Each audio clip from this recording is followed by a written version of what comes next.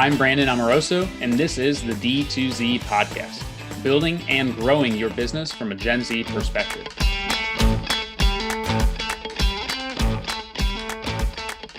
Hey everyone, thanks for tuning in to D2Z, a podcast about using the Gen Z mindset to grow your business. I'm Gen Z entrepreneur Brandon Amoroso, founder and CEO of e-com agency Electric Marketing. Today, I'm lucky enough to be talking with David McCormick, partner at Siddhi Capital, an investment firm focused on food, beverage, and food tech. David oversees the success of the strategy and diligence division. David, thanks so much for joining me. Very excited to have you on. Yeah, thanks for having us, Brandon. You know, we're big fans of Electric, so we were excited to jump on and talk shop. I'm excited to follow up Stevens with yours. Oh man, that's a hard act to follow there. So before we dive in, could you just give everybody a quick background on you and sort of your journey up until this point? Yeah, absolutely. So as you mentioned, I'm a partner at Siddhi Capital. We are a food and beverage, CPG and food tech growth equity firm. I'm pretty lucky. I've been able to work on many different sides of food and beverage. You know, got my start in food service, hospitality. That took me into retail and working with Whole Foods for about a decade. On the brand side, on the CPG side, and advising, and now an investor. So it's been a wild journey, but it's given me, you know, a few different angles to view the industry from. My career really got started at Whole Foods, where I started at the store level, but learning store operations, being part of the marketing team there, evolving into the procurement side of things, and working on regional and global projects there. That was an awesome journey. Got to learn a lot about food and beverage, sustainability, the difference we can make when we're putting our minds to it as an organization. But from there, jumped into startup land. Got to work with an incredible food startup in Boulder, family owned, great mission. Learned a lot about what it takes to run a business, fundraising, you know, keeping in stock, growing like crazy, all of those great challenges. And then that took me to Siddhi, where at first it was COO of our services team, where we just provided back-end operation support. And to today, where I'm now a partner and running the strategy and diligence division. Awesome. Well, yeah. I'm sure, I mean, it sounds like you've been all in on food and beverage basically since day one. Yeah, not so bad for an art school dropout. Well, we'll need to dig into that a little bit more too, as well. So, touching on your role now at Siddhi, because I know you're more on the operations side of things, correct? Yeah, it started really heavy on the operations side. Today, it's very much on the diligence and strategy side. So looking into investments, potential deals, where, you know, I'll back up and say that, you know, at Siddhi, we're looking for great companies, but we're no fool. We know that every company has its opportunities. So our diligence and strategy arm is really focused on understanding where the strengths and opportunities lie with each business, and then figuring out how to jump in, how to deploy our services team, how to deploy our strategy team to help those companies reach the success they need if we make that investment. Got it. And how much of a role does it play in your investment thesis, whether or not you think you can add value to that brand strategically versus just being a check that's getting handed over? Yeah, I think that's a great question. I mean, we're looking for great companies first, and we're not necessarily a turnaround firm. We're not looking to, you know, come in and take a majority stake and, you know, implement our team and turn things around. We're really looking to amplify the business that's already there and support the team. So I think we're looking for investments that fit the thesis around, you know, better for you, food and beverage. But along those lines, where our team can really amplify and take that to the next level, whether that's branching out into new markets, opening up new distribution, getting into new channels, and then leveraging all aspects of our team, the strategy team from a working capital perspective, our sales team, from helping them understand channel strategy, and then our operations side for back-end supply chain. So we really take a holistic kind of approach to where we think we can help them, alongside the capital coming in, obviously, to help grow the business. Got it. No, I mean, it really sounds like if you're a food and beverage company and you're working with Siddhi, you basically get the full suite of this is how you should be thinking about scaling your business, not only e-commerce, but in store, really the full suite, back end operations, everything, which I think has to be more appealing to companies than just getting written a check and not getting any of that. Yeah, I think that's exactly right. I think early days, as operators, sometimes I think that gets misconstrued as just supply chain, but we really see ourselves as like full operating capability to be able to operate the full business, the finance, the sales, the operations. We're not heavy into sales, we're not taking sales calls, but we like to have a seat at the table and help understand the different implications, pricing, channel strategy, all those sorts of things as it relates to creating a thriving, lasting business. So supply chain has been something that continues to come up over and over and over again, and we don't really deal with it, thank God, because we are on the marketing side of things. But at least looking at it from the outside looking in, it seems like things are only getting worse. And how are the brands that you're working with going about solving and creating these more robust supply chains so that they don't run into the same issues that have been hampering us over the past year? Because I mean, we feel sort of like the end result of it, which is, this product's not getting launched for another 3 months, surprise, go figure out something else to do from a marketing perspective. But from an actual tactical standpoint, is there anything that can be done, or what are some of the progressions or improvements that have been made this year already? Yeah, I think supply chains have always been somewhat fickle, and there's a never-ending cycle of like how you should be going back through your full supply chain and kind of optimizing every link in that chain, whether that's your suppliers, your warehouse, your fulfillment partners, et cetera, your logistic partners. No business is immune. You're always going to have kind of a weakness there, and understanding what those weaknesses are and how you're fortifying them, is really where I think the focus needs to be. And it kind of has always been our approach at Siddhi. So we think of it as somewhat cyclical. As soon as you fix your manufacturing capacity, now you're going to have a new bottleneck, probably at the warehouse or fulfillment. As you unlock new channels, you're going to be hitting new capacity constraints, et cetera. So really kind of continuously going through the entire supply chain and making optimizations along the way, I think is really key. And then understanding where those liabilities are today and where they will be future state, and not being shy around trying to create continuity or fortify that supply chain.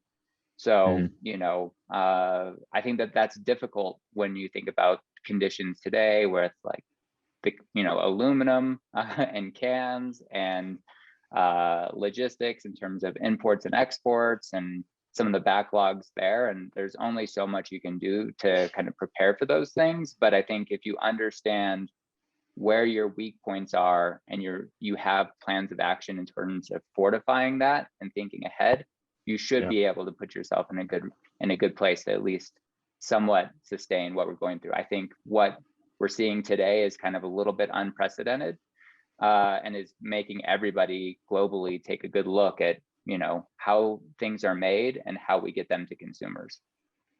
There's been a lot of buzzwords I've been reading recently, like resilient supply chains and things like that. So it's been interesting. I think the one thing that is the most frustrating for me about it is I think it disproportionately impacts the smaller businesses more than anything. Because when I was at Shop Talk, for example, it was either like the CEO of Warby Parker or one of these other companies basically said that they locked their partners into annual, if not like 3-year commitments based on certain pricing, this and that. So like they don't have to worry about all these fuel surcharges that are now getting applied to accounts and all these other things that are happening because they're locked in for 3 years or 5 years or whatever it may be. So I think that as a small business, you just can't do something like that. Your volume doesn't merit the other company coming in and playing ball with you on something like that either. But I found that interesting as well. Yeah, it's very true. I think, that purchasing power is definitely key. A lot of folks are trying to unlock that with their growth, obviously, and trying to get their numbers where they are so they can unlock economies of scale. But, it's never too early to be talking about supply contracts, I would say. Definitely, there are varying degrees in terms of protection there, but you should definitely have the conversation and think about that regardless of size and scale. Whether the partner is willing to, actually pay for something, I think that's going to be slightly different. But I would highly encourage folks to kind of take a look at that. I think that you can still contract a year's worth of inventory. You just have to know what kind of risk you're signing up for. And, does the pros outweigh the cons? Definitely. Yeah. So on your actual role within Siddhi, like your day-to-day, what does that look like? Are you primarily vetting net new investments for the fund, or are you more tactical with the business owners, focusing on building out their operations teams? What does that look like? Two parts, really. It's, first part you hit on, looking at new deal flow, understanding and digging into businesses. We have a really great proprietary diligence process where we dig in across all aspects of the business from the front end through the back end, and understanding how it's working on sales and marketing, how is it working for the supply chain and finance, and really getting deep dives into those businesses and understanding where their strengths and opportunities lie, and then how we can help support them. That's one part. The other part is, which I really love too, is getting to work really closely with the founders and business owners and operators of these businesses to help them with any kind of the strategy aspects of the business. So, working capital constraints, fundraising, new channels, new products. How do we think about that? And helping them kind of unlock the growth that they're out to achieve. And then unblock anything that kind of comes up, because there's always curveballs that come up, jumping in there with them and figuring out, okay, we've got this new set of circumstances. How do we go about navigating those and coming up with a plan of action there? What are some of those growth strategies, and have there been any pitfalls that you've seen in the past when one of your investments is scaling quickly or growing quickly? I think, it's a great question. It makes my head spin, because there's so many different directions I'd like to take that take that question. But, looking at like third-party cookies and privacy and iOS 14, I think that really pressure tested a lot in the D2C space. And, I think when CAC's $9, growth is great. When CAC is a little bit more than that, call it 4 or 5 times, then I think folks and companies are really challenged to really understand, is their growth sustainable? Were they acquiring the right customers? And then the panic shift, I think, is where I think that goes wrong. Is like, oh, great, I've built this incredible growth rate off of $9 CAC. I didn't really get a loyal customer. I haven't thought about CRM. I haven't thought about how I'm going to actually, keep a real recurring revenue here. I've just acquired like crazy. And now I have to audible. And it's like, we see folks kind of shift from one extreme to the other. So we like to joke a lot about at Siddhi, like if you were ready for D2C with the pandemic, you kind of hit heyday, and everybody who is brick and mortar tried to go D2C, and then we see vice versa. Privacy comes out and it gets hard to acquire and retain. And then, oh, I got to be omni-channel. I need to be in a grocery store. And I think that companies that really understand and have a really clear understanding of where they want to be and when can kind of persevere through any of those challenges when they come up. Yeah. And I think that customer experience is really first and foremost in any of it.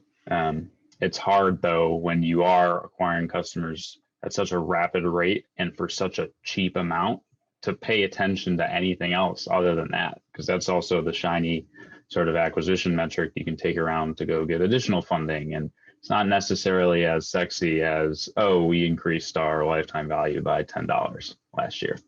Yes, So exactly. It's kind of like, where's the growth coming from? I'm really interested in. I'd be more excited about a slower growth rate that came from increasing retention than it came from just throwing lots of dollars at acquisition. yeah, Yeah, I think that that's a really key point there. But I mean, you know, we kind of hit on it earlier too. It's a balancing act. You're an emerging company. You're trying to make your mark. You've got a great product. You're chasing economies of scale. You're chasing fundraising. You know that your ARR is going to play into that. So you up resource acquisition and growth, and then now you have to go chase something else. I think, you know, how business leaders really pay attention to the full, not just the income statement, not just top line, but also the balance sheet is really kind of critical, because that's really going to inform their staying power and their ability to raise in future rounds more than a growth rate. yeah. And I think timing is something that is super important as well. In the sense of not only like when are you fundraising, but if you're a company, like just the timing of the iOS updates, for example, may have been much more impactful to you than it could have been for another business. Completely. And so there's definitely a little bit of luck involved there as well.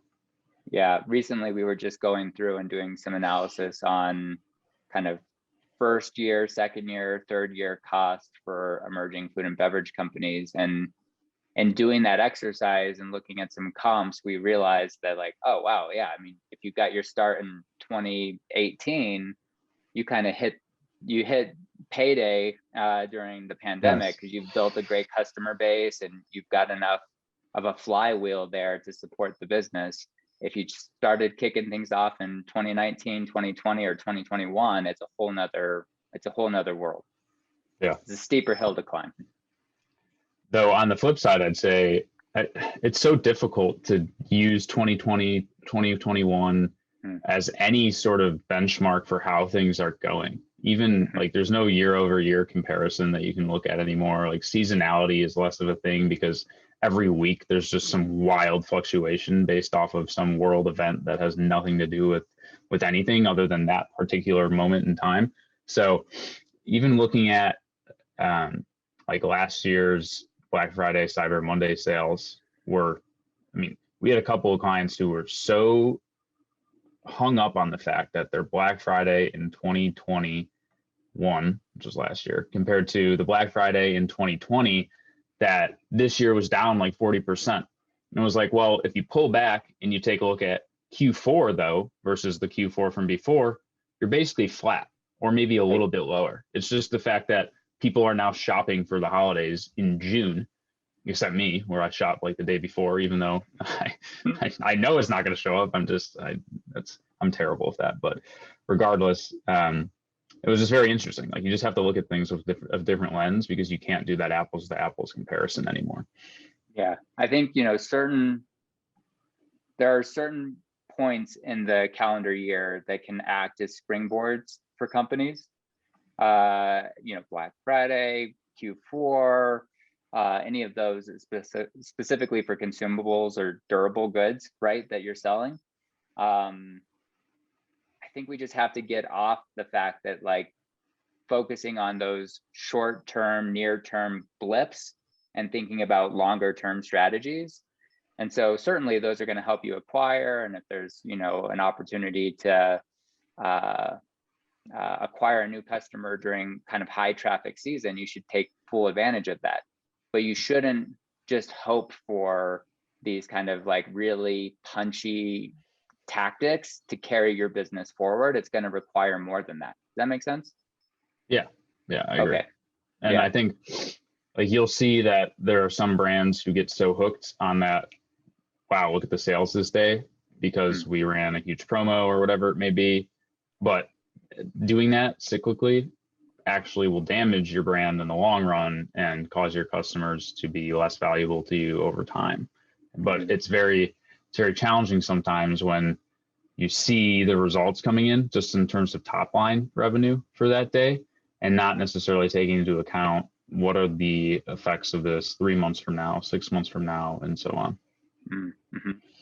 Which I mean, there's companies I only shop from on Black Friday because I know, like, why am I going to give you full price when, like, Reebok will give me 50% off every Black Friday. There's no limited inventory issues or anything. So I'm going to buy my running shorts on Black Friday and that's it. I'm not buying running shorts any other day of the year because I know, like, I'm conditioned that I'm coming in on that Black Friday and I'm going to hit that 50% off, because I don't think that's a good thing though, because there's no value other than the cost itself. And so it's been commoditized for me, and there's no brand building or differentiation or customer experience that's getting me to come back and purchase again until the next Black Friday. So for all of our companies, we try to make sure that we're creating that brand value versus making it a price war, because for most of our clients, they're on the smaller side too. So it really needs to be about the founder, the brand, and less about, oh, we're $1 less than the nearest competitor. Yeah, that race to the bottom, I think, can be kind of scary when you start playing that price game. Yeah. And, I think understanding real sustainable tactics for growing your business is key. And I think those, one-time flash sale type of approaches, that's one part of a many-part process if you want to actually use it as a springboard to build your business. And I think one of the hardest parts to building a sustainable business is the team, actually, like more so than anything almost. And what have you done, not only in building out like the Siddhi team, but within working amongst your portfolio of brands?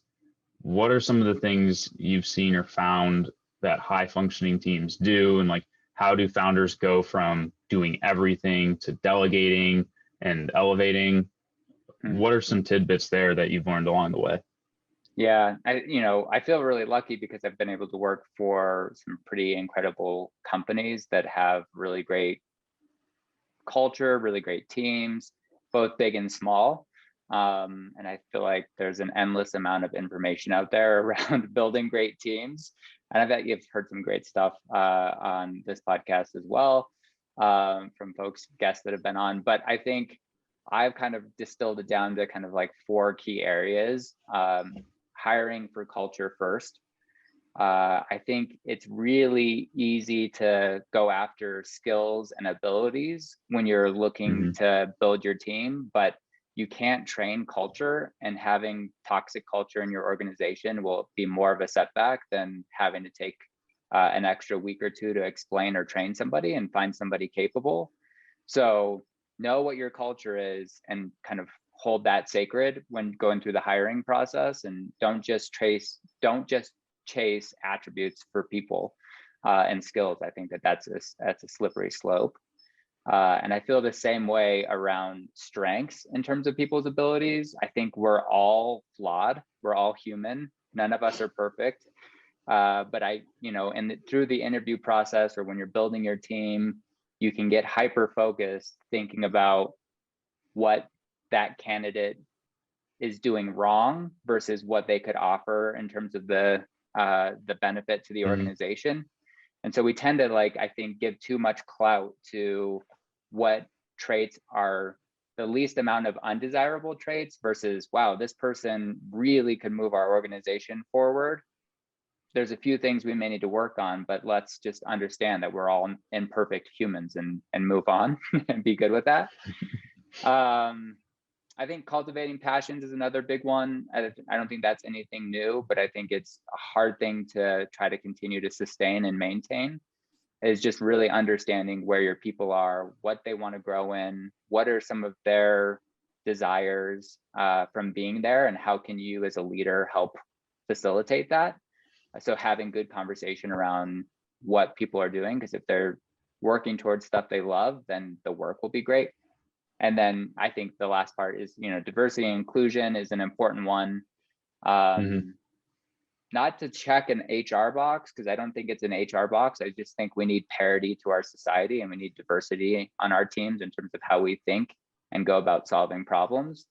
So if take a look at your team, is it representative? If not, you've got probably an opportunity to get outside of your echo chamber and bring some unique point of views in. But I mean, you've grown like crazy, right? You've got a big team. So I imagine you've kind of gone through a lot of different growth pains. Yeah, I mean, I think on the diversity and inclusion side is something we actually haven't thought about because it's happened naturally. Like our team is just crazy diverse. And I think the reason why that happened is because of the fact that just we were looking for people who were thinking outside of the box and who were creative and just different thinkers in general.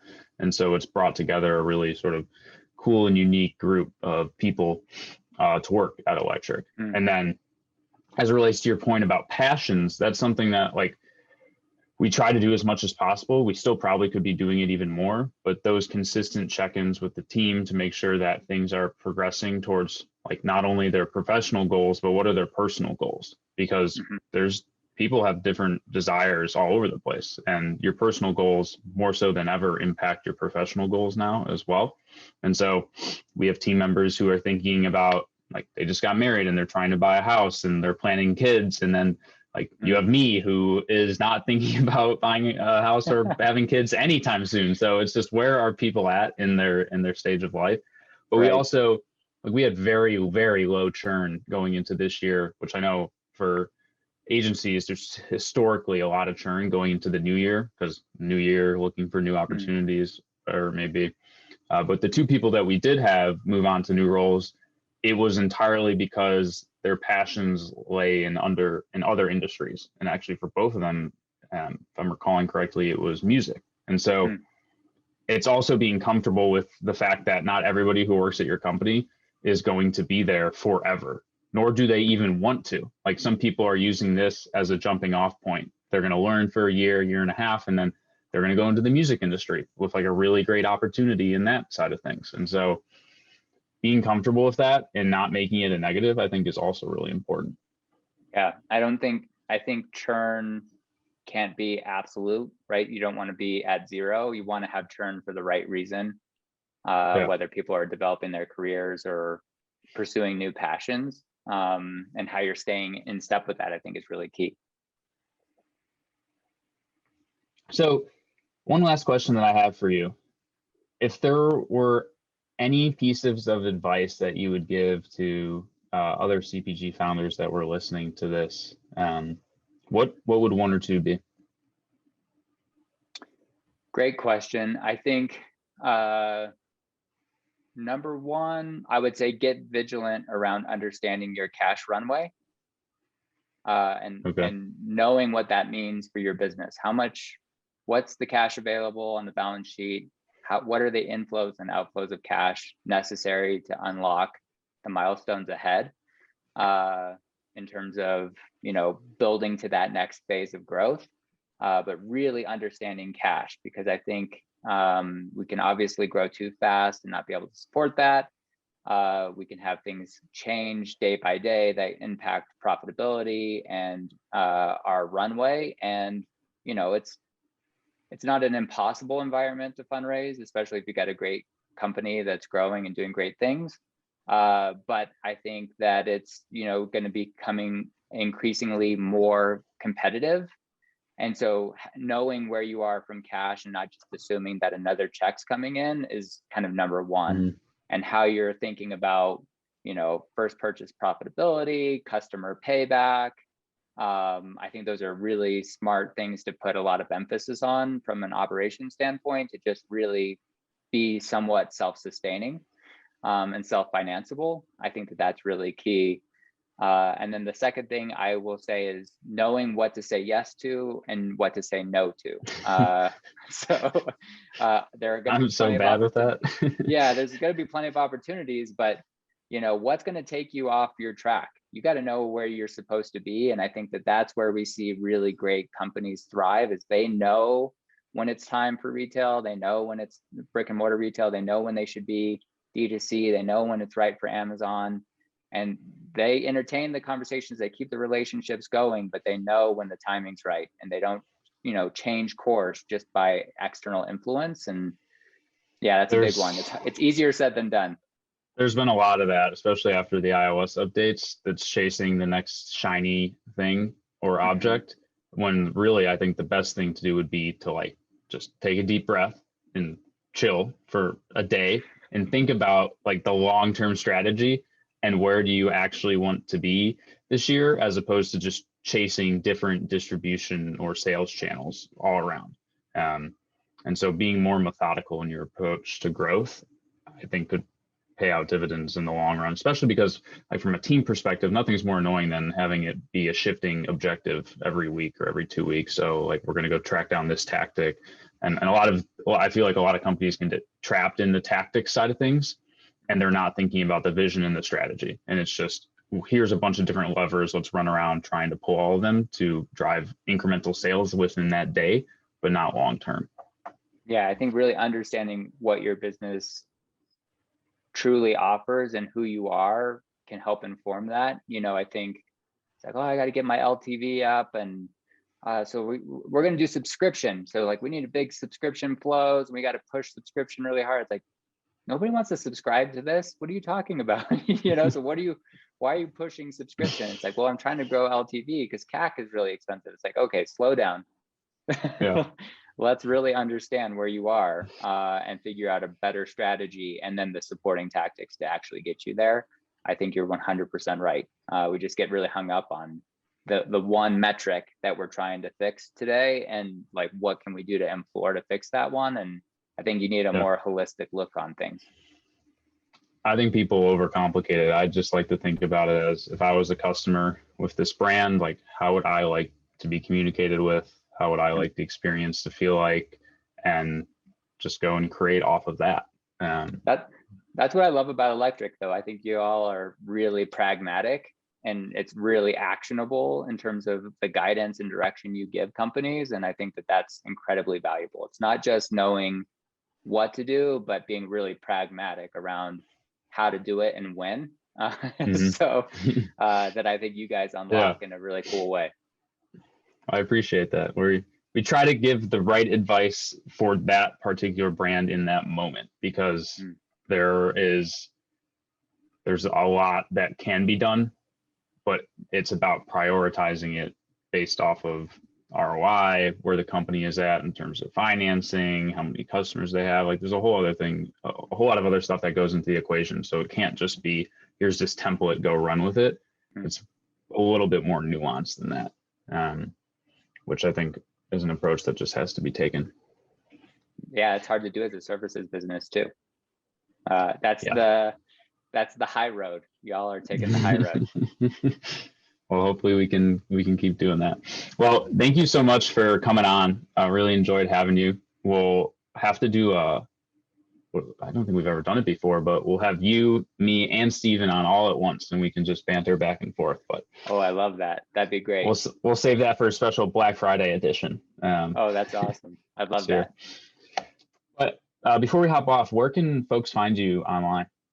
It's probably easiest just to grab me on LinkedIn.